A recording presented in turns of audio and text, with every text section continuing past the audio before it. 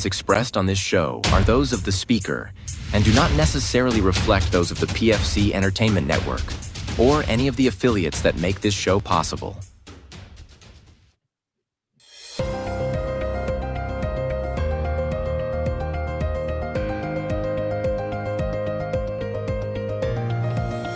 This is the Pure Fury Creations Entertainment Network. From the gridiron to the ball diamonds, from the hardwood to the ice rinks, from the fairways to the octagon and everywhere in between. If it makes headlines, it's fair game on the Sports Reel podcast on the PFC Entertainment Network. And we do welcome you to what's going to be a jam-packed edition of the Sports Reel podcast here on the PFC Entertainment Network. He is Tim Sheridan. I am Jason Klaus. We certainly appreciate you tuning in here this week. We are live streaming this, and you can be a part of the conversation by joining the live chat if you feel so inclined, because full disclosure, a lot of this week's episode, we're going to be focusing a lot on the free agency around the National Football League, because it seems like since the last time we were in our respective studios, Mr. Sheridan, the entire landscape of the NFL has been shifting, and a lot of shaking going on, a lot of moves on that's come across our headlines, our radar, our news feeds.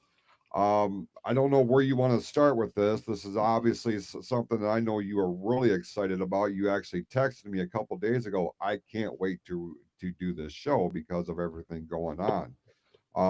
Before we get to all that, though, how are you and how's your week been? It's actually been great. Feeling much better this week than last week, so I'm over all that bullshit sickness stuff. The whole house is clear of it now, so luckily we have a nice healthy house. I got to go outside today and pick up sticks. The weather's been beautiful. It's nothing like picking up sticks, or as I call them, dog toys, because they like to grab them and bring them back up to the house anytime they find them, and then they chew them up and then they shit wood for a week. Fucking animals, I'm telling you. Oh man, But other than that, like it's been good. Work's been good.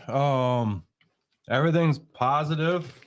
Phone's been going nuts with freaking notifications saying this person is going there and this person is going there. Sad news today, though. I posted the Sports Reel just a little bit ago. Apparently Tiger Woods underwent surgery for a ruptured Achilles, so he's not going to be playing at all this year, most likely. I heard that as I was coming to the house here this afternoon, probably an hour ago. I was actually listening to WWJ News Radio 950, just trying to get caught up on world headlines and things of this nature. And that was, as I was pulling up to the house here, I was like, that's their sports guy had come on and said that he had ruptured his Achilles. I'm like, well, shit, he's number one, he's done for the year, and number two, where he is, in life at this point, that's not going to be an easy injury for him to overcome and to get back onto the greens. And I don't play golf, so but I gotta believe a lot of especially when you're driving the ball, comes from the lower half of your body, and correct me if I'm wrong. But I feel like an Achilles injury at this stage for him is going to be something of a daunting challenge to overcome and get back out there and play at the level that he's expected to play at. What's your estimation? I mean, honestly, yeah. I mean, the level. I mean, you look at the level that he's expected to play at. I don't think he's really played at that level since 2019. Through other injuries that he's had, I mean, he pretty much destroyed his leg, and they thought he was going to lose it there back in, I think it was 2020 or 2021 in that last car accident that he got in. So he has trouble getting around anyways. And I'm wondering if that's the leg that he might have tore the Achilles in, because there's been so much damage to that leg already. and he's been pushing through it and trying to get back and get ready for majors this year. He hasn't played in anything yet this year, but his mother had recently passed, so he took a little bit of time off, and I think he was gearing up for some of the majors that are coming up, and I think he's definitely done this year. You've played baseball, so you can get the aspect of when you're batting, being able to shift your weight and how much your Achilles comes into play in that weight shifting with your lower body and with the way that your ankles and everything move. It's very similar to golf. I mean, the baseball swing and golf swing are completely different, but they're a lot alike at the same time. The upper body is different, but the lower body still moves a lot like you would in a baseball swing. Not as drastic as you see in some baseball swings, but you're still shifting weight from the right side of your body and then out to the left to really get those power hits. So it's very similar in that aspect. So yeah, it takes a lot of effect on the body having an injury like that, and it's probably gonna be a long time before we see him back out there doing anything consistent, like playing at that level. Now, could he start playing, in a few months? It really depends. I mean, some people come back really quick from these injuries. You look at Aaron Rodgers when he did his. I mean, he could have came back and played that year, like 12 weeks later. So Mhm. I don't see that with Tiger Woods. I think he chalks this year up to maybe a loss. He's still making a ton of money with his TGL that he has going. I don't know if you've seen that yet. I think Yeah. that's him and Rory McIlroy thing that they got going on. But he's been playing in that a lot. So we'll see where he ends up. Maybe in 4 or 5 months he can get back on the TGL and start making some moves there. But when it comes to actually competing for the PGA with the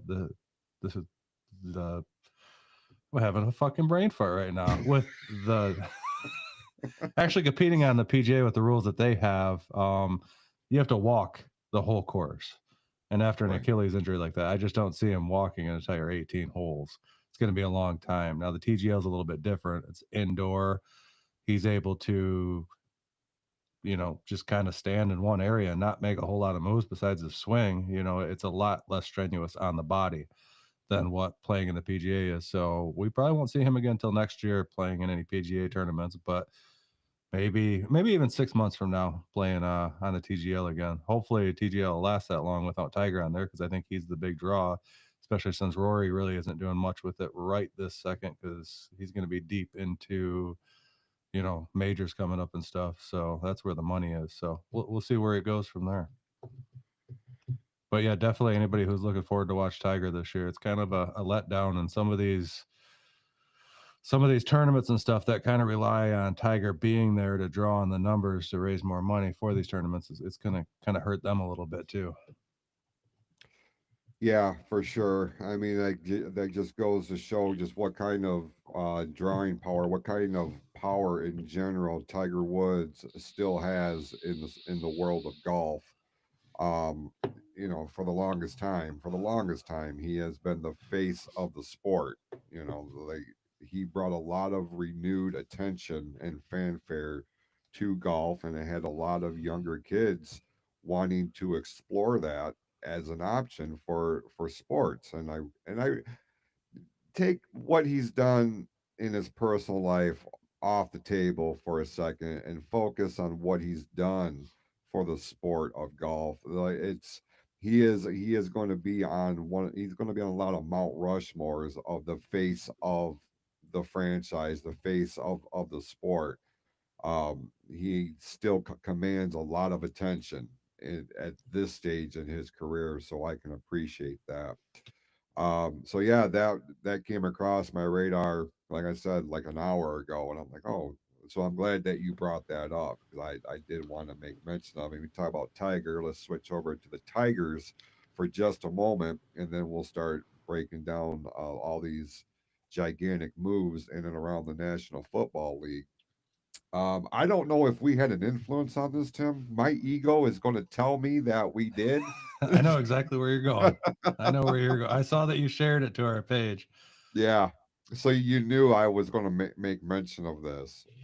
Yeah. But in a what was called a stunning announcement it has been revealed that Fox 2 out of Detroit here is going to actually get some of the broadcast rights for some of the Detroit Tigers games this year, and it will be on free television. Um, Now, again, I know, I we, I know we had nothing to do with that, but I Oh, of feel course we like did. we, I You take feel all the like, credit in the world, Jason. Like if well, we didn't do, somebody's listening to this. I'll give you that. I know people are listening. I don't There's think they nothing. care, but they're listening.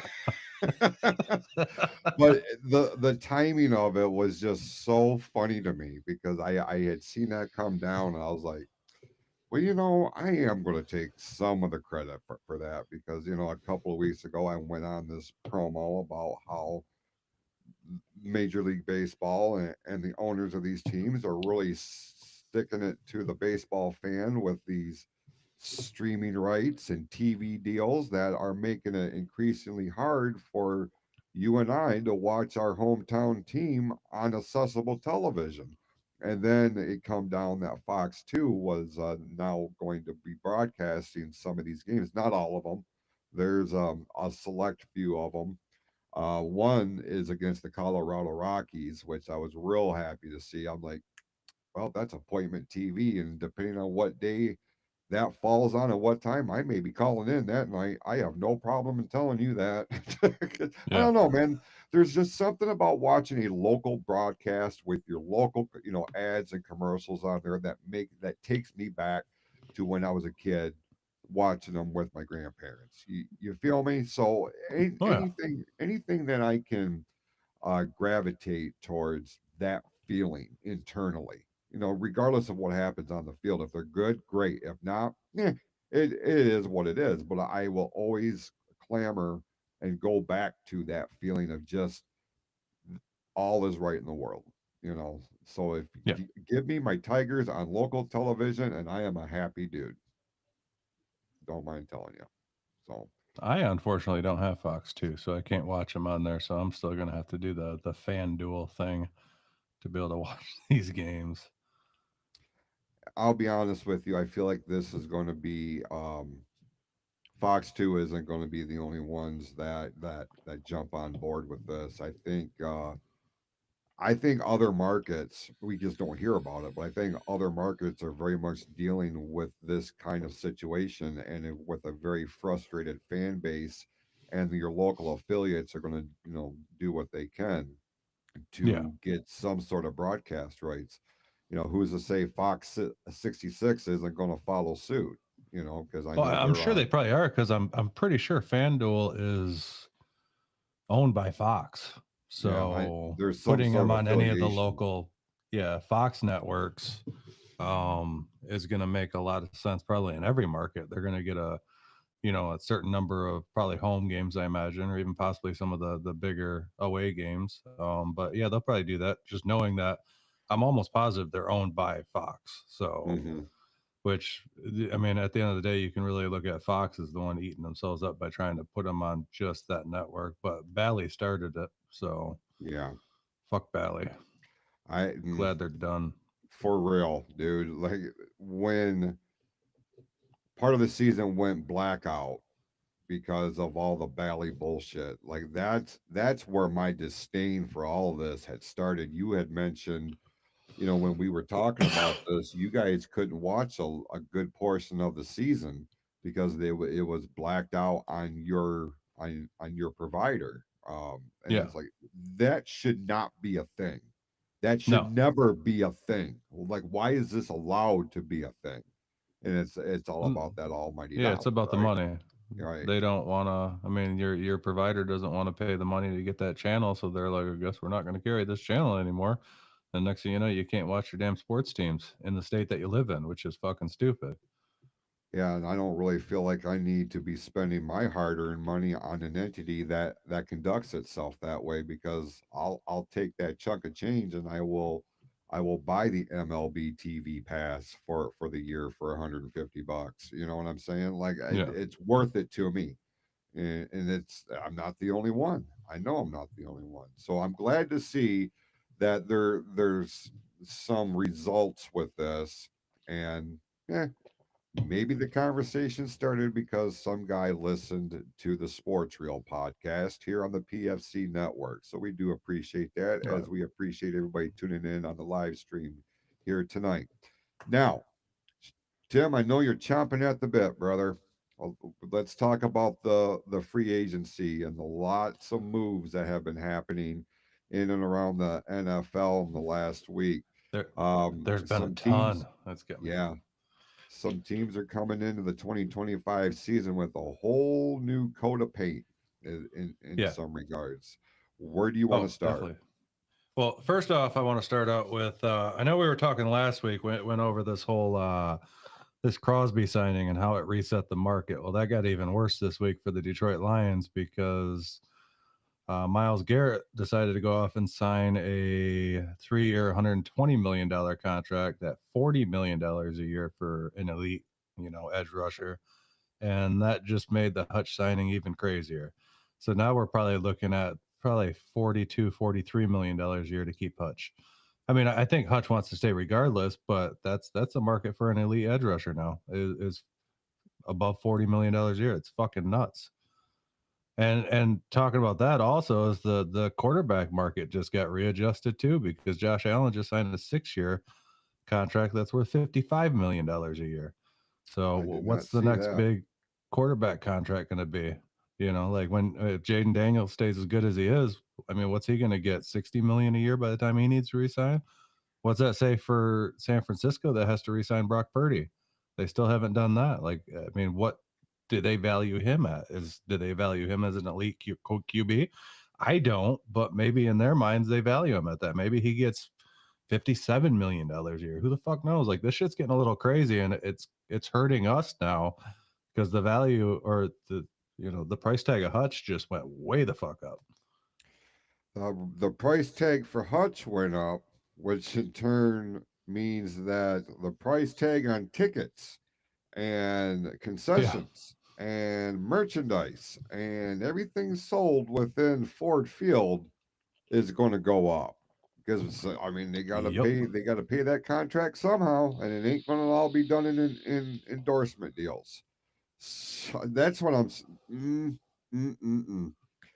That's what I'm saying, man. Like something has to come into play here where like we got to put a cap on this shit. We have to keep it at a certain level because what's going to wind up happening is you are going to keep increasing the money value in this to the point to where your average fan just simply cannot afford to go down to the stadium and watch the games, and that is a travesty unto itself.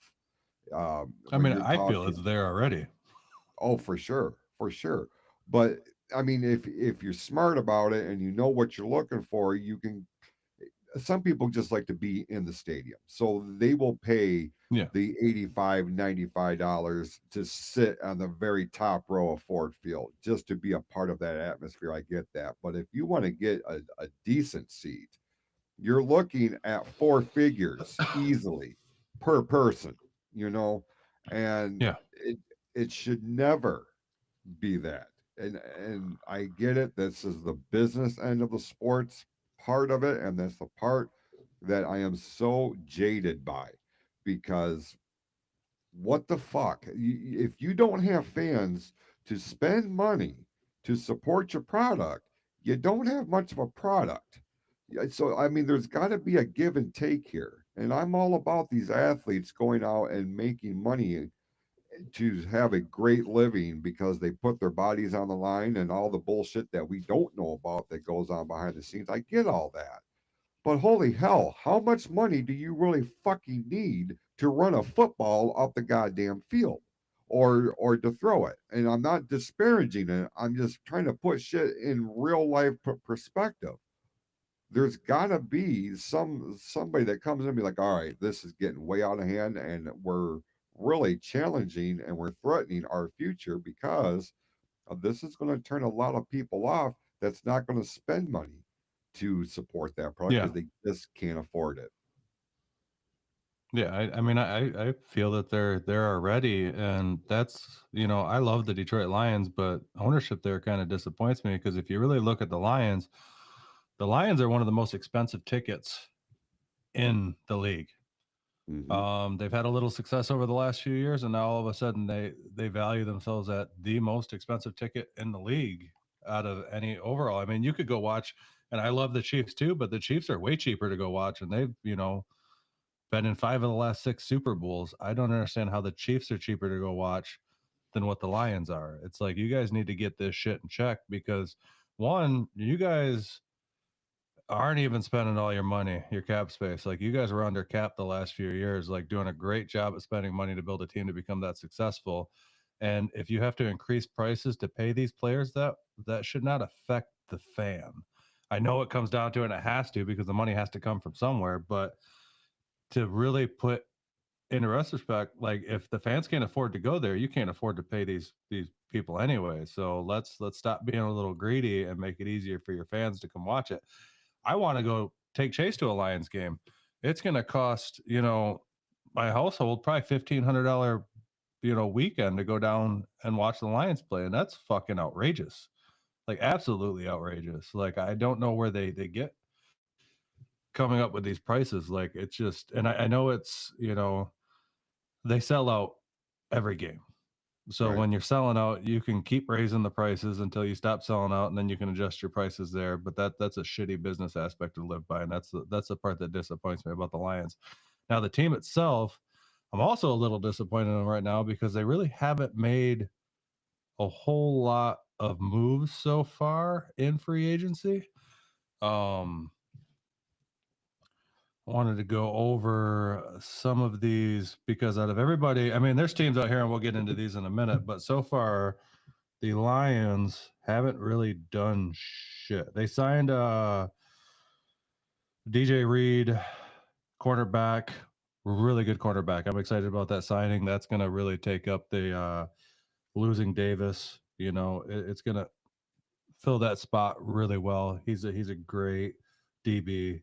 The only downfall I see with him, I was kind of looking at his stats a little bit. He gets a lot of pass interference calls. I think he tied with Terrion Arnold last year with I can't remember the exact number of pass interference calls, but they led the league in pass interference calls. Mike Valeni talked at great length about that on 97 Won the Ticket the other day. And Did he? yeah, and everything that he said, you just pretty much reiterated. I too am looking up the official NFL free agency tracker as you're talking. So I'm trying if I have a little bit more details on what you're talking about, like I have it up in real time. This is posted 11 hours ago, so Yeah, relatively recent. we got DJ Reed. Um, We signed Derek Barnes. That was a big one. I really wanted to see him come back and get him back and we got him for 3 years, 25 million. I think that's a good contract right there. The one I'm kind of down on is we re-signed Marcus Davenport for another $1 million deal, even though it's only 4.75 million. It's like the guy played 3 games last year. He's super injury prone. We're giving him another chance to go. Hopefully he comes out this year and he doesn't get hurt and he can play a season. Otherwise, we just wasted another 4-something million. Right. Um, the big one in the North right now, I mean, we were talking about this last week, is Chicago Bears. I mean, they're making a ton of moves right now. I mean, they've boosted up their offensive line, which was one of their downfalls last year. So they've really put some money in their offensive line, and we haven't got to the draft yet. Who knows where they're going to go? Minnesota, let me get to them. Minnesota's been making a lot of moves. They re-signed Aaron Jones. They signed another guard, Will Fries. They got another center, so they're beefing up their offensive line some more. They got Jonathan Taylor, defensive tackle, really good defensive tackle. Another cornerback, Byron Murphy. Theo Jackson agreed to a 2-year thing, and they got a punter that they signed a 1-year deal for. So punters are punters. You can kind of find them all over the place. But yeah, everybody's making all these moves, and I'm looking at the Lions going, you've re-signed 2 players and you picked up 1 player out of free agency. And I don't know if you saw it, but they also released Zadarius Smith. I mean, Yeah. we had him for another year. I don't understand that releasing him unless they plan on adding somebody to the team. Like, what is their plan? He's a good edge rusher. Why did you release him unless they're going after somebody right now and it just hasn't happened yet? I've heard. I mean, we've watched the rumor mills since the spring, and people are falling off the table. First, it was Max Crosby, or not since the spring, but last football season. First, it was Max Crosby, and then it was Myles Garrett. It was like, he needs to go get Myles Garrett. Well, Myles Garrett just fucked up the whole, elite defensive end market, and when he re-signed with Cleveland, and now everybody's stuck on Trey Hendrickson. Now, if they can get him, that's a good pickup, and I guess they only want like a second round pick to get him. So I don't know if there's talks with the Lions on that right now, trying to make that happen. I'd be totally okay with giving up a second round for him. That'd be a huge pickup for him with only losing 1 draft pick. Like, run it, like, get it. You know what I mean? You're not giving up a first round, you're giving up a second. That's what it takes to get him. But there's other big moves around the NFL, and I've been posting them all week. I gotta stop saying, fuck. That can't be my favorite word. It's like every other word that comes out of my mouth. The one move that surprised me was Sam Darnold going to Sam Seattle. Darnold to Seattle. Yep. That really for surprised $110 million. Yeah. I thought, sure, if I was a bet in the season, this is why I don't bet. And this is why I won't go into a casino, because I'm not good at this shit. But if I was a bet, I would have put money down that Minnesota was going to sign him for 1 more year, just to have, if for nothing else, to have him as that security blanket for JJ McCarthy, because we don't know what the fuck we're going to get with him. He's still, we don't know at all. Yeah. No. Is he going to be able to adapt to the NFL style? And if not, you got to have something reliable as plan B. And they're gonna. I'm sure. 100% they're gonna. Like, I don't even think he's gonna start this year. I'm just gonna call it now. Aaron Rodgers is gonna be the starting quarterback for the Minnesota Vikings by the time this is all said and done. I mean, they've dropped the Giants. No. The Giants have expressed a lot of interest. It was one article I read last night at work, and I was like, the Giants? I've also heard the same thing about the Vikings. So I don't know. The Giants, that's I don't know. There's a lot of things. So right now, Sam Darnold goes to Seattle. Seattle paid him like $110 million for 3 years, which is, I mean, that's not an elite quarterback, contract, but it's still a damn good contract where you like a little bit, 30 something million dollars a year, 30, close to 35 roughish. I don't think Sam Darnold was worth that at all. I think Seattle just shit the bed with that signing. He'll get his guarantee. He'll be out in 2 years. He was exposed last season against the Lions. Absolutely exposed. And it showed in their first playoff game where they were exposed again, and Sam Darnold cannot throw the ball under pressure. He fucking just loses it. He's lost. Dumb pickup for Seattle. I didn't think that was going to be the direction that he went or the contract that he was going to get. Justin Fields. I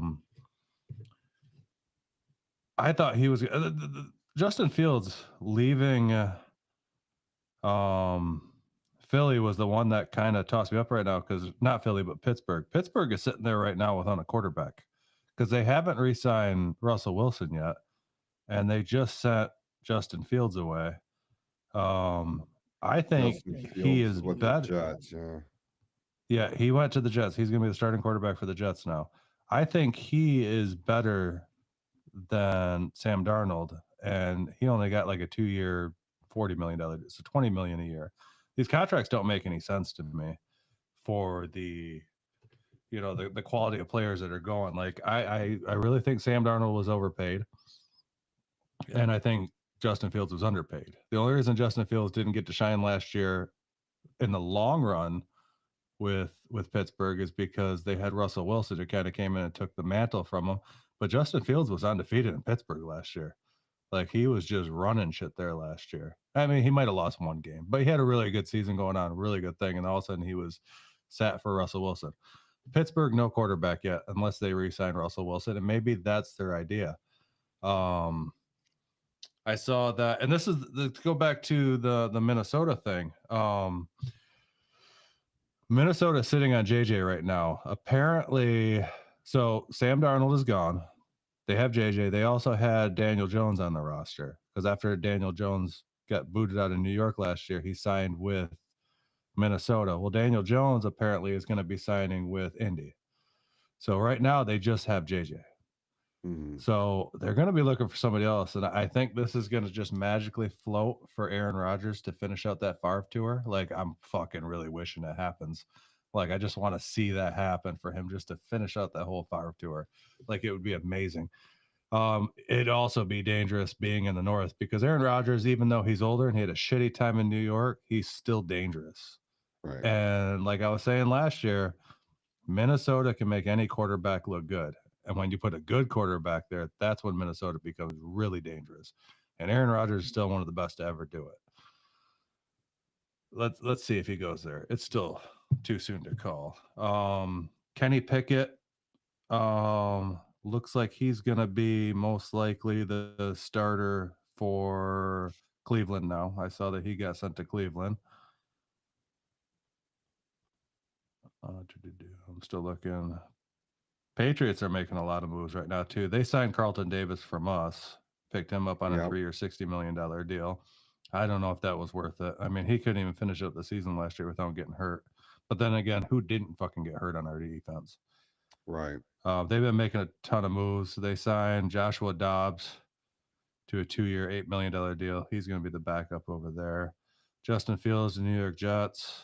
They also got linebacker Jamie Sherwood, cornerback Brandon Stevens, and safety Andre Cisco. Baltimore Ravens haven't been doing much either. They picked up a fullback and offensive tackle. You know who's really been surprising me so far this week is how the 49ers are just shedding everybody. Yeah, Everybody's leaving the 49ers right now. And that's what happens when you overspend. Like, they have spent so much time overspending throughout the last few years, and they were able to do it because they didn't have to pay a quarterback. So now all of a sudden they're just dropping people left and right and getting rid of it. And that's what happens when you restructure these contracts to try to get more people. It's like, boom. Next thing you know, when their contract comes up to an end, you got to shed them so you don't get that dead cap hit. Steelers picked up DK Metcalf, another huge move. That's another thing with Seattle. It's like they just got rid of their number one receiver, sent him away, and picked up Sam Darnold. But how much more dangerous is that going to make the Steelers? If they have a quarterback, it's going to make them real dangerous. But currently, right now, they don't have a fucking quarterback signed to the roster. Right. Sure, they're going to do so. I mean, they have to. And it might be Russell Wilson again. I mean, shit, it could be Aaron Rodgers. I mean, he's still a name floating out there for teams that need a quarterback. Houston Texans making huge moves. I mean, I'm looking at they picked up CJ Gardner-Johnson, got traded there today from the Eagles. We know him from the Lions. He was kind of a loudmouth. Spent the whole year injured, came back, played like 2 games in the playoffs. But they got a running back, 3 wide receivers they're rebuilding back up. They got Braxton Berrios, Christian Kirk, and Justin Watson. And Justin Watson came from the Chiefs. Another offensive guard, 2 edge rushers, 2 defensive linemen, a linebacker, cornerback, kick return specialist, and CJ Gardner-Johnson. They're rebuilding their entire defense and adding a bunch of wide receivers to that list. Like Colts. Okay, so it's official now. Daniel Jones has agreed to go there. 1 year, $14 million. $14 million for Daniel Jones. He got kicked off a team last year and didn't even finish the damn thing. They got Charvarius Ward from the 49ers. I mean, those guys are dumping everybody. That's the Colts. Jaguars, I mean, they're making Jaguar type moves. They're not going to be competitive this year. They signed Nick Mullins to a 2-year, $6.5 million deal. Woo. The Titans aren't doing really much. Broncos are. I think they're going to be dangerous this year. I kind of worry as a Chiefs fan because the Broncos are making moves. Got themselves. I mean, their backup quarterback re-sign. They got another offensive tackle re-signing. Matt Pearl, he re-signed on a 2-year deal. They got Dre Greenlaw, another San Francisco drop. He's a hell of a linebacker. They got signed safety and a long snapper. Whew. Can't go wrong with long snappers. Right. Chiefs Well, re-sign. You need them. You need them. no, you're right. You're right. You're right. Listen, the way my brain works, I'm like, well, listen. I was going to put an inappropriate joke in there, but I cited with the air of caution, so we're not going to go down that road. So Vegas, Geno Smith. How do you think that one's going to work out? I thought Geno Smith was a good quarterback for Seattle. He's a little bit older for playing in the league, but I thought he's pretty dangerous. He's good on his feet. He can escape the pocket. He's got some history with the coach over there now in Vegas. Maybe that's why he got traded there. But how do you think that's going to work out for him? Do you think they're going to be a little competitive this year? I do. Especially, I mean, you got to think they're in a rough fucking division anyways. They're in there with the Broncos and the Chiefs this year. So, and the Chargers. I mean, that's a tough fucking division too. But you think they're going to be competitive in that division? I really do. I think a lot of people have dismissed the Raiders for the last several years. I feel like this was a good move for them, and you just alluded that there's history with Smith and the coaches over Pete there. Carroll. Yeah. So listen, when you get a bond like that, it statistics almost takes a back seat because a good coach who has a good connection with his player is going to bring the absolute best out of that individual in times that we never saw coming. We've seen that play out time and time again. That camaraderie overrides a lot of shit. Geno Smith going to Las Vegas, I think is going to be a good move. And I do believe this makes Las Vegas more of a competitor in a very tough division with like you said, with the Broncos, with the Chiefs. They had to do something to be competitive, and given what's out there and what they can afford, because I can pull up a list right now of quarterbacks, what's deemed the premier quarterbacks that haven't signed yet. I don't know if Not a lot Vegas out could. there.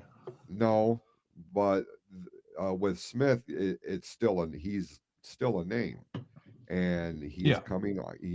I think this was a good move for Vegas, and I know a couple of Raiders fans. I'm friends with a couple of Raiders fans, lifelong. Like they're not these bandwagon fans that only hop on because their logo is cool or because they're starting to do something. Like they are invested in the team. They're happy with this, and they feel like this is going to give them a much better chance to be competitive in the division. So yeah, I'm 100% on board with it, and it's got me curious and paying it. I'm going to be wanting to pay attention to the Raiders this year more so than in previous years, just to see how all this fits. Yeah, to kind of see how Pete Carroll does there, if he can kind of turn the direction of that team around a little bit, because they have not been successful in a long time. So just to see them get a little success this year, I mean, I don't, with Geno Smith, I don't figure them to be a Super Bowl contender, but I think they can have a successful season and start turning the corner there. Their biggest problem is the same problem that Cleveland's going to be facing and the Lions are going to be facing here eventually. is having these elite edge rushers that they have to pay an absorbent amount of fucking money to. And that's going to come down to affect the team. Maybe not right now, but in 2-3 years, it's really going to start hurting these teams. But by then, I'm sure the salary cap's going to go up by 80 more million. So who the fuck knows? But yeah, other teams. I mean, I'm looking at it. The Chargers. I think they're going to be tough again this year. They had a really good season last year, and I think they're going to only get more dangerous. They've been making moves, picking up, more defensive help, re-signing some defensive help. They got Khalil Mack on a 1-year, $18 million deal, fully guaranteed. I think that's a good contract. When he's on, he's on. The problem is he's not always on. So at one point he was considered to be one of those elite edge rushers, and he just kind of dropped off and didn't really produce, the kind of career that he could have. But I mean, you build up that defense, they're going to be quite dangerous for the time coming. Dallas Cowboys, they're making moves, but I don't know if it really matters, because if they decide to keep Micah Parsons, they got to re-sign him too. He's another elite edge rusher. Hopefully we re-sign Hutch before they re-sign him, because he's going to reset that market again. You know what I mean? The shit's going to get even more crazy once they go to re-sign him, but they're making some moves. They signed another guard. They got another running back, another edge rusher, a couple more defensive linemen. I mean, none of these are like big moves. I mean, they re-signed one that they had. I saw that the Giants, they're making huge moves. I mean, they re-signed Tommy DeVito, so good luck for them. I mean, he's going to take them to the Super Bowl. They don't have a fucking quarterback right now either. The fact that you could say that with a straight face is very impressive. Like no crack in your voice or anything. Like, that's phenomenal. Hey, I got to give some hope to the Giants fans out there. I don't know if they exist, but I'm sure there's one somewhere. The whole New York market in the NFL, aside from Buffalo, I'm talking about New York, not the state, the city, complete dumpster fire. The whole thing, and it's weird because in every other sport, the New York teams are considered almost royalty, Yeah. and when you get into a slump, especially like what the Jets have dealt with, and the Giants are like one of those what I call cyclical teams. Like, they're good like once every 6 years, and then the bottom falls out. They have to rebuild and come back around. The Jets are still trying to find their footing. And then as soon as I say that, I think about the New York Knicks of the NBA, and they are not doing well at all. They got completely blown out earlier this week, but be that as it may, back to football. I don't know. It's just weird to talk about a New York team or the New York market as not part of the elite in the NFL, when a handful of years ago that wasn't necessarily the thing, because the Giants were considered to be among the better teams in the NFC. That just hasn't been a thing from my estimation in the last handful of years. So the whole that between the Jets and the Giants, like, especially the Jets, Jesus Christ. I mean, they are what you said last week. Jets are horrible. Complete rebuild. Like, they are just, you might just blow the whole thing up and start from scratch. And in a lot of aspects, that's what they're doing. Yeah, and I think it's a smart move. And I think the Justin Fields signing was a smart move. I've always liked Justin Fields, especially, being a Lions fan with the NFC North. I thought Chicago was more dangerous with Justin Fields in that backfield than, Caleb Williams now. I was surprised that they got rid of Justin Fields. I think he's a great quarterback. He runs well. He's dangerous on his feet. He's hard to tackle. He's accurate. Like that. That's a big pickup for the Jets. I think the Jets are going to be. I don't know if they're going to be fully competitive this year, but I think they're going to be slightly competitive this year, and they're going to definitely be better than they were last year. So we'll see where that goes.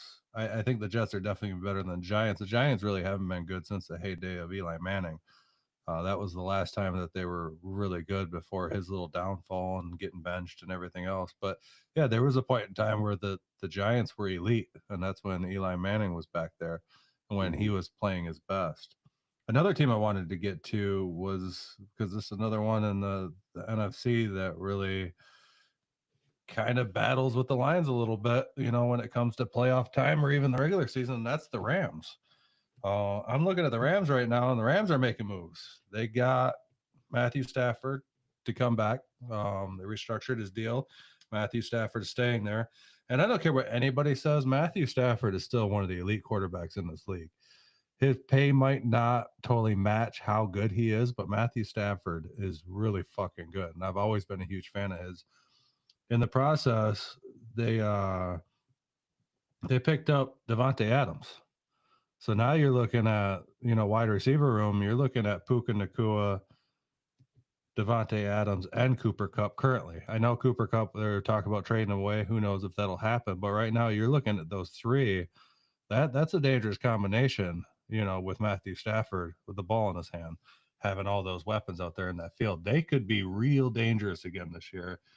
If their defense can really hold up, they're really going to have to start focusing at defense at this part, because to me, they have one of the best looking offenses in the league right now.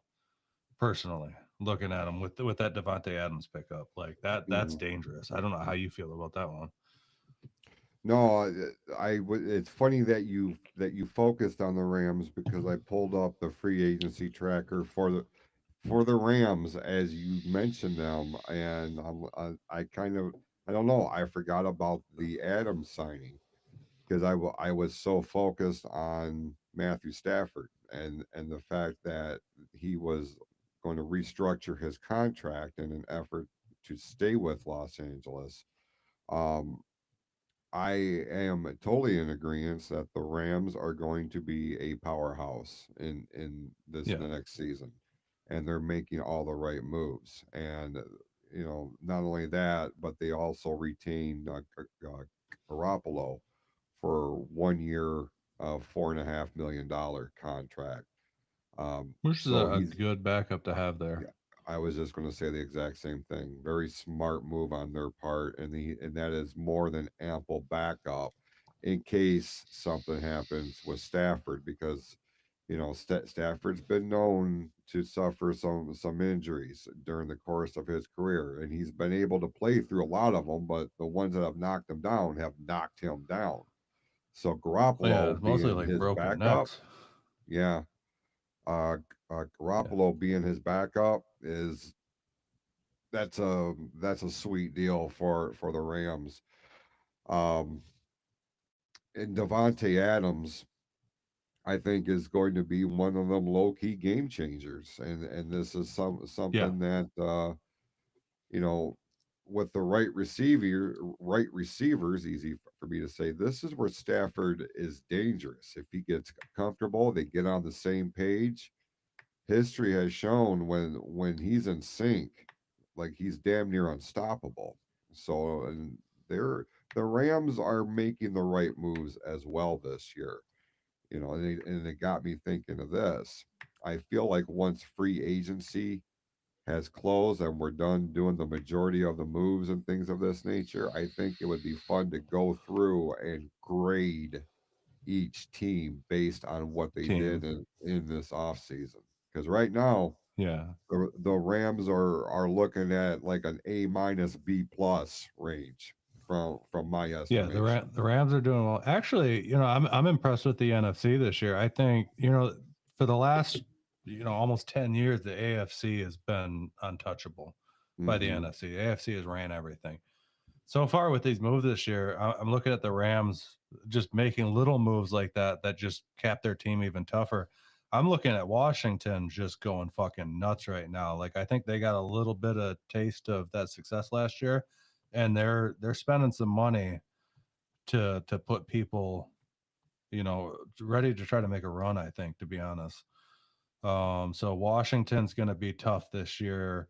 The Rams are going to be tough this year. Chicago is making all the right moves in my book, honestly. I always wondered about them with Ben Johnson going there, but they're doing the shit that they need to do that they were lacking last year, and that's boosting up that offensive line, and they're going to be dangerous here. I think this is going to be the year of the NFC, to be honest. And I know an NFC team won the Super Bowl last year.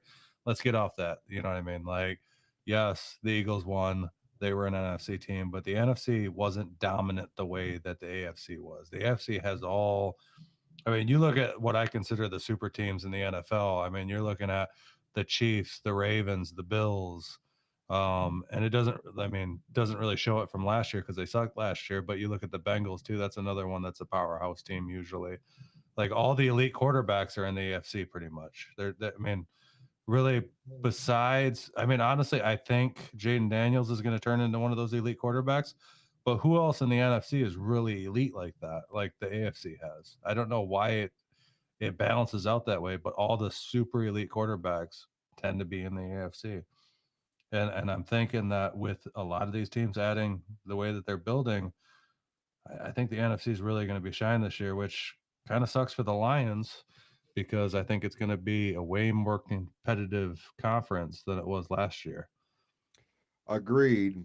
But this is also what's going to establish the Detroit Lions as legit. Because that's one of the things that I've heard coming, especially after they lost in the playoffs to Washington. Oh, well, this was smoking mirrors. Go fuck yourself. Go fuck yourself. I mean, to the ninth power, because the Detroit Lions. Okay, let me back this up. I'm glad that the NFC is becoming, on paper, a stronger conference, because under no circumstances do I ever want to have to find myself in a situation where I'm defending Super Bowl champion Detroit Lions as a fluke. When the Lions won the Super Bowl, I want it to be because they are the best team in the National Football League, and you can't argue that. So there was a lot of that talk of, okay, yeah, they were good in a mediocre NFC, but they would get dominated by the more powerful AFC. And there is a lot of room where you can make an argument for that. So this is going to put the rubber on the road as to, are the Lions legit? Are they as good as we think they are? Are they as good as we want them to be? Are they as good as the national commentators have made them out to be? My answer is yes. I think they are. Do they need to be tested?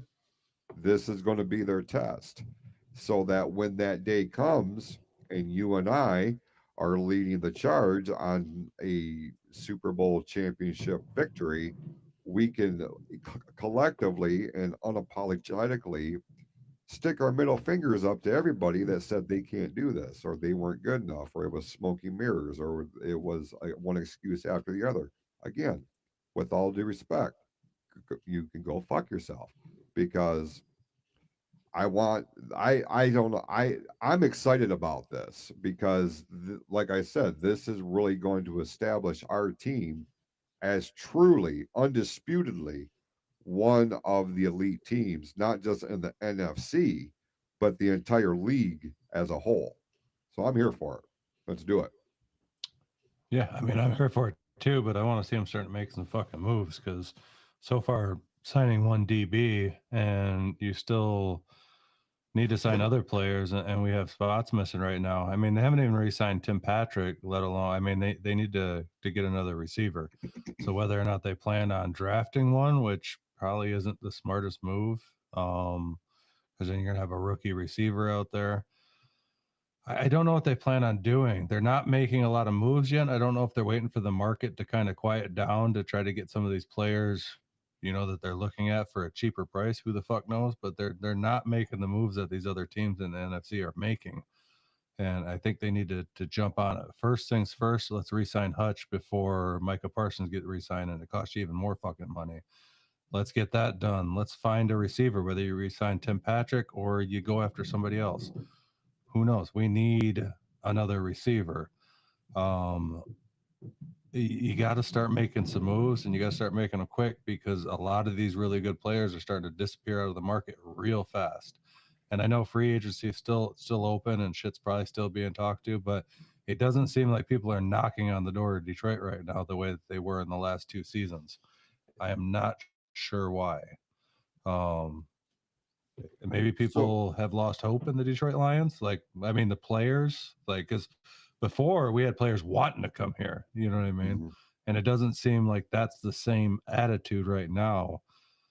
And I don't know what's going on. They're still going to be incredible. They're still going to be good. They still have the majority of their roster they had last year. And let's be honest, when you talk about, I mean, the Lions statistically were the best offense in the NFL last season.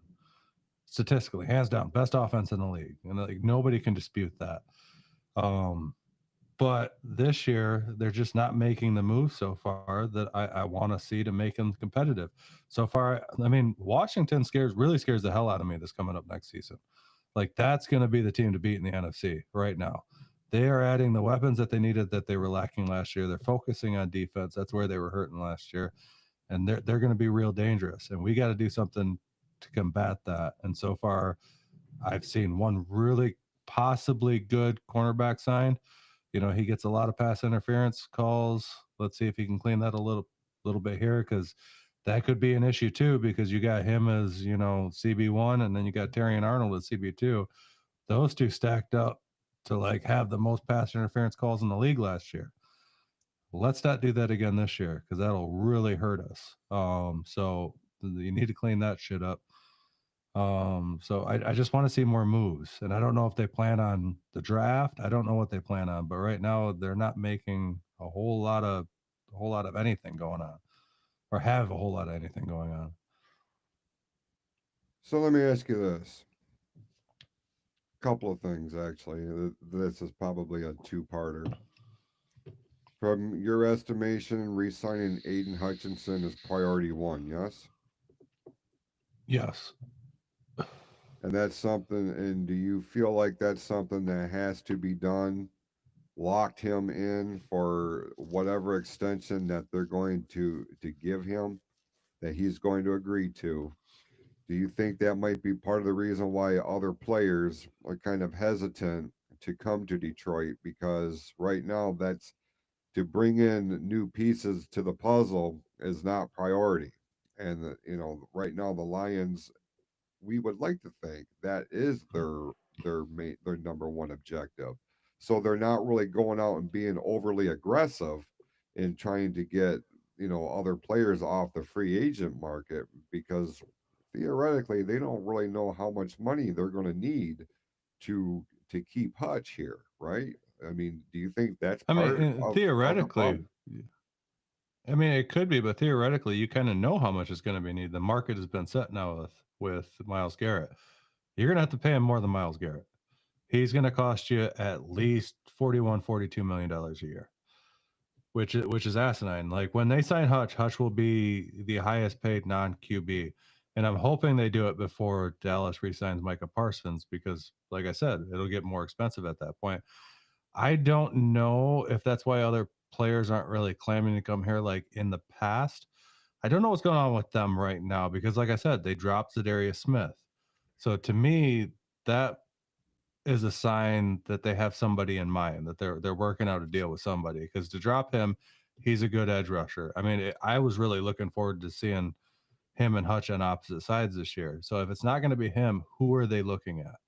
Do they plan on drafting one? Who knows? But at pick 28, you're at the bottom of the barrel of the first round picks. You know what I mean? You're not going to get Mhm. an elite edge rusher at pick 28.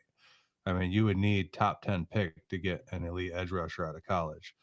And so why did they drop Zadarius Smith? What is going on? I think there's a lot of moves going on behind the scenes, but I think a lot of those moves are also being waited on because this market is going nuts. So let's look at the word is that Trey Hendrickson, that the team was looking for a second round pick, but with Myles Garrett going for 40 million, maybe they're not looking for a second round pick anymore. Maybe they're looking for a first round pick. Shit's getting tossed up in the air. So maybe the discussions are getting a little wonky, or other teams are holding out for more now because the market is going nuts. This is why you kind of got to jump on this shit right away. Because once that market starts going nuts, it starts climbing away real quick. Because let's be honest, there's only a handful of elite edge rushers in this league, and there's only another handful of really good edge rushers that are just below elite. And if you're trying to add one of those really good ones, you got to get on it quick before that elite market goes nuts, because that makes that secondary market go up even a little bit more, which is going to cost you more. So sitting back and waiting for, and I mean, maybe it'll work out, because if they wait long enough, these teams might take less because they're just trying to off a player to free up dead cap hit or free up a little bit of cap space for another part of their team that really need to focus on. Who knows how it all works? I mean, I have faith in Brad Holmes. It just it just seems really slow during this free agency for the Lions. Unlike these other teams that were competitive last year that are really hammering it, and picking up the pieces that they need, like right now, like the Lions are just kind of hanging back. And maybe that's just them going, we've already got our team. Do we need to add all these pieces? You know what I mean? They didn't really lose anybody incredible. They're actually releasing players, to free up a little bit more cap space. So maybe they feel comfortable where they are. Should they? I don't know. It's really hard to say. There's teams making moves out here that really put a little bit of fear as a Lions fan into me when it comes deep into the playoffs again. Like, are we going to be able to compete with some of these teams now if we just stay the way that we were? Now, if we stay healthy the way that we, were, yes, no problem. But, are we going to have another year like last year and the year before where our defense just gets fucking obliterated? That's 2 years in a row that our defense has just kind of let us down. So we'll have to wait and see. But I want to see a big move this week, and I really hope it happens.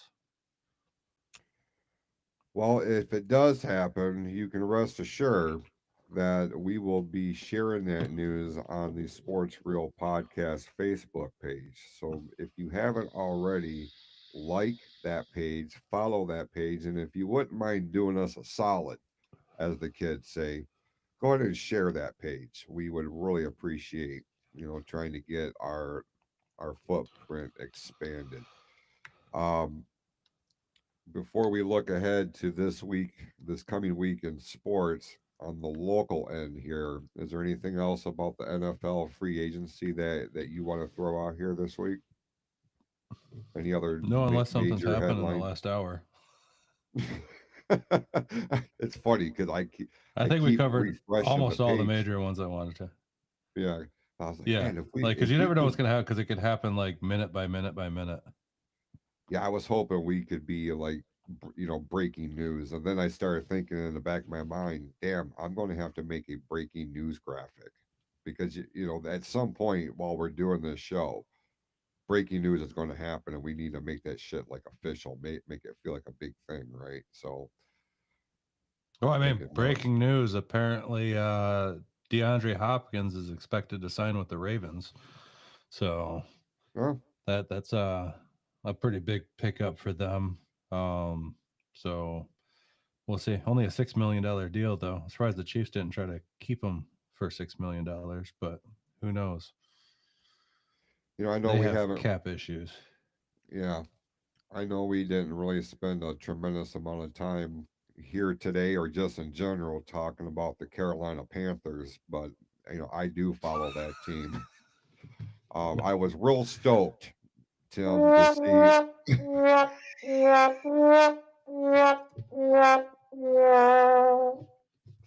you are a dick. Okay, I'll let you continue. Let me have this. Can I just have this? All right, go for it. Run it. The big news coming out of Charlotte this week was they did they did retain quarterback Andy Dalton for 2 years, $8 million. So I was real happy about that.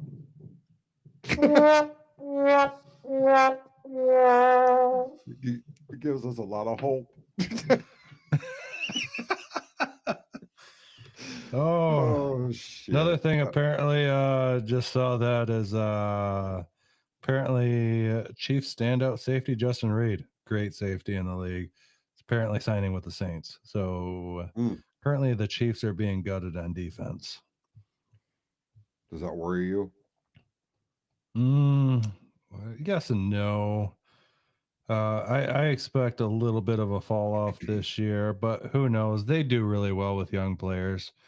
Spagnuolo over there, he fucking their defense is always elite, no matter who's on the field. Like probably one of the best defensive coaches in the league. So I'm sure they'll be fine still. They'll just find another young guy to fill that spot and train them up the right way, and they'll be getting sent off to make a bunch of money somewhere else eventually. Yeah. It's the way of the Chiefs. Well, let's again, if there's any other real major breaking news, we will be sure to share that information on the Sports Real Podcast Facebook page. Again, check that out. Hit the like button and stay up to speed with everything going on. Real quick, let's look at the other major teams here in our local area. I'm going to start with the Detroit Pistons. Currently, as we are recording this, Still they Pistons. are, yeah, they're tearing it up right now, man. Like people are not shitting on the Pistons right now. As we're recording this, they are up 43-30 over the Washington Wizards. In Washington, nope, at home. I'm sorry, they are at home, and then they're going to play them again on Thursday. The Washington. Well, that's God, I really hope they weird. beat the Washington. Yeah, yeah. Right now, they're sitting at a 13-50 record. Their big test this week, Tim, will come on Yeah. Saturday when they play Oklahoma City. They are at a 53-12 record, one of the best teams in the NBA right now. And then Monday they will be They're in the New best team in the Orleans Western Conference right now. hmm which makes my heart happy that it's not the Lakers because holy shit. LeBron James, man, every Oh, look, fucking time I try to give this guy the benefit of the doubt, he does something stupid and he just erases any goodwill I had towards that individual, but that is what it is. Um, so then Monday they're going to play they will be in New Orleans to play the Pelicans, and then next Wednesday they will be in Miami to play the Heat. So these are winnable games. Even the Oklahoma yeah. City game, if the Pistons can capture lightning in the bottle at the right time, they could score a major upset over, as you said, the best team in the Western Conference. Um, the other games on tap this week, like I realize that anything can happen and teams have bad days, have bad outings, but man, the Pistons are rolling right now and I really am excited for them for the first time in a long time. So we're going to have to keep up on that. Yeah, a couple wins this week could pop them up into the fourth seed. So that's Mhm. huge right there. I mean, right now they're still in that cutoff for the playoffs. If they keep moving up that ladder and getting comfortably into the playoffs, we could be looking at them in the playoffs, and that would be kind of cool to watch. You know, it's a good team that's firing at the right time right now. They're young, they're hungry. Let's just keep rolling. And they keep playing the way that they are. I mean, they have a chance at it. Every team does, but they really have a chance at it. They've been hot. Yeah. Yep. 100%. It's crazy. You put the right pieces at the right time, you get the right coach in place, man. It's amazing how shit can turn around, how fast it can turn around. The opposite can be said right now for the Detroit Red Wings, who are in the midst of a 6-game losing streak. and Yeah. they're gonna look to turn that around Wednesday when they are playing the Buffalo Sabres, and then Friday they will be in Carolina to play the Hurricanes. And let's see, Sunday they're going to be back home to play Las Vegas, and then Tuesday against the Washington Capitals in Washington. So their road this week doesn't look nearly as optimistic as as the Pistons. I No. don't really know what's happening right now with the Red Wings, but they're also trying to make some moves to find the right pieces. Now I'm seeing people calling for Steve Eiserman's head. Man, fucking calm down. Okay, like you give the guy some wiggle room here.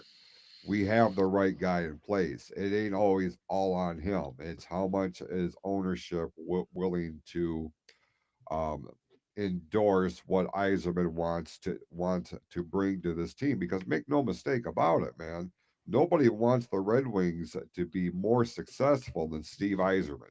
Like I don't Yeah. I just don't give a fuck. I will argue that till I'm blue in the face. Nobody wants to win more than he does. He's proven he can. He did it with Tampa Bay, and now he's back home here, and he's been here for a few years now. But just give it some time. Give it some time. He wants to win, and the Red Wings are one of them hallowed franchises in all of the NHL. So it's going to be okay. It sucks right at this moment because, like I said, we're in the midst of a six-game losing streak. But you know, Yeah, that shit it, happens. it does. It's sports, man. Like it's not scripted. Yeah. You know, And on top of it'll. that, yeah. And on top of that, fans need to get over the wanting to win right now fucking thing. Like sometimes it takes time to build these things. You're going to be in some ups and downs trying to build. And they've shown some success this year. And who says that they don't go on a 6-game winning streak and get right back in it? You know what I mean? You never know. Teams have ups and downs, just who gets hot at the right time and then runs with it. You know what I mean? The Pistons are hot right now. Who says they're going to be hot by the time the playoffs come around? I hope Right. to God they are, but who says that that's the way it's going to work out? Last year the Tigers got hot right at the right time, and it carried them deep into the playoffs, and then they Mhm. kind of faltered there. But you just have to be hot at the right time, and that's what matters.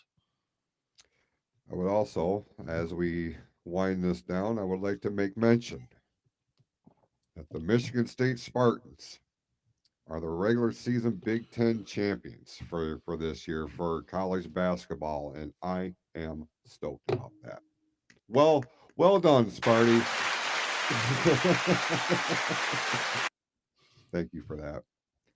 No That problem. eases some of the pain from the disrespect you showed the Panthers, but be that as it may. Yeah. I also have, I think the what, or no, this is for the Panthers. I think.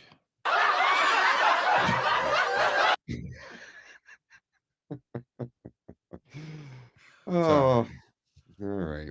Well, now that you got that out of your system, let's go ahead and give a quick programming note. Um, I did get some positive feedback about our banter at the very end of last week's show about the John Cena turn. Oh yeah. Yeah. A couple of guys at work listened to the show, and they're general sports fans, but they're wrestling fans too, and they really appreciated how we broke down everything that went on with Cena's heel turn and looking towards WrestleMania. And I say that to say that if you are interested in more wrestling news and talk, this Friday, live on ONTV, will be the next installment of the Fatal Four Way. We go live on the air at 6 p.m. You can catch all of it at facebook.com/Orion ONTV, and then it will be available on demand through their YouTube channel the very next day. So we have a lot to break down there, as you can imagine, because very much on the road to WrestleMania, and every single week. I don't know if you caught Raw last night from I Madison did not Square last Garden. night, but I'm I'm gonna rewatch it, or I'm gonna Yeah. watch it. Let me That's why I like know. them on Netflix. Yeah, for sure. For sure. Let me know what you think about the main event of that particular show. I'm curious to get your take on that. I saw some clips, something about Roman Reigns, CM Punk. I saw something about Paul Heyman in the ring with Punk. Like, I have like, is this a weird feeling that all these storylines are linked together? Mm-hmm. Like they're playing one giant storyline with all these different characters, and it's all linked together somehow or another. You know what I mean? It's like I think this is going to be a fabulous fucking WrestleMania, and I'm really enjoying the build so far, and I really can't wait to see which way they go with it. But I think overall, and it might not even peak at WrestleMania, but I really do think that all these fucking storylines are all linked together.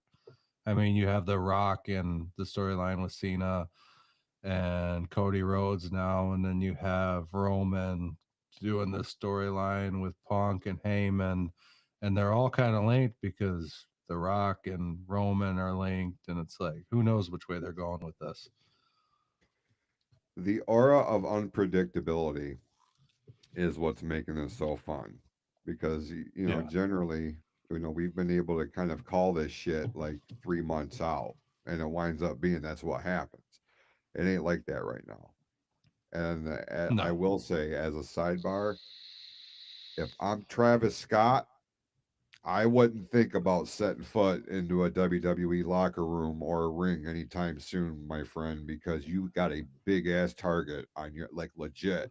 oh yeah, You they're got gonna a fuck them big up. ass target. They are going to fuck him up bad, bad. I don't give a fuck who he is. I don't care how much money he's got. I don't care what kind of influence he makes. None of that shit matters, man. In real life, and I'm not trying to be funny. I, he has a target on his back, and he is in big, big trouble if he ever even entertains the thought of pulling that bullshit that he did at the Elimination Chamber. Fuck him. Fuck him. Fuck him. I hope he Yeah, I gets don't think they'll. everything I just he don't has think they'll coming. have him back anymore. It would be in his best interest not I to. think his little, yeah, he took liberties with Cody in the ring there and kind of fucked up Cody a little bit. And I understand that shit happens, but there's no reason you take a defenseless guy on the ground and just fucking hammer him like that. Like that was that Popped that's his not the way this eardrum business and the works. whole. It's like, what the fuck? Yeah. What the fuck? Yeah. And I mean, I know Yeah. Cody's a big boy and he can handle a lot of that shit, but there's a point of taking liberties and there's a point of just, it's a work, and yeah, that wasn't a work. That was Mm-mm. just that guy just hauled off. That was a shoot. Like I Yep. don't know what the deal was. He shouldn't have been able to do that because he doesn't know what the fuck he's doing, and it should have never went down that way. Could not agree with you more. Could not agree more. So, yeah, tune in to the Fatal Four Way this Friday again, 6 p.m. over on ONTV's I Facebook will. page. We got to get you on there one time. We got to make that happen One to of these where days. yeah. Yeah. Next time you have The a problem is Friday off. I work till 6 on Fridays. So if I ever get a Friday off that, I'm not out of town and chilling, I'll come and do it. But Most um, definitely. we'll have to wait and see. But if around, maybe I'll have to call in and talk shit. But I can't say shit there. I mean, you can. It's live. You got your beep. It's live. Yeah, but do you got to bleep it? No, we have a little bit more. I mean, we can't be dropping f bombs like commas or nothing, but you How the know. fuck do you expect me to be on the show then? All right, man. Let's get out of here this week. We appreciate everybody tuning in. Check out the online store, pfcstore.printify.me or pfcspring.printify.me. That's where all of our spring inspired merchandise is, jerseys, hats. In the next week or so, those items are going to be moved over to the main store, and we're getting ready to launch the summer lineup already. If you can believe that, I've started working on the new Fucking summer sun's lineup. out, guns out. Yeah. It's that time, bro. It's that. Listen, when It temperatures is. are in the 50s and 60s and the sun's up, I'm inspired. You feel me? Like I'm ready. Fuck So yeah. it seems like it's been a long ass winter, so I'm here for it. But we will I'm be over back it. here next week, and we hope that you will tune in. We appreciate you being here this week. Until then, go out, be awesome to yourselves and to each other. We'll see you next week on the Sports Reel podcast, right here on the PFC Entertainment Network. Go Lions.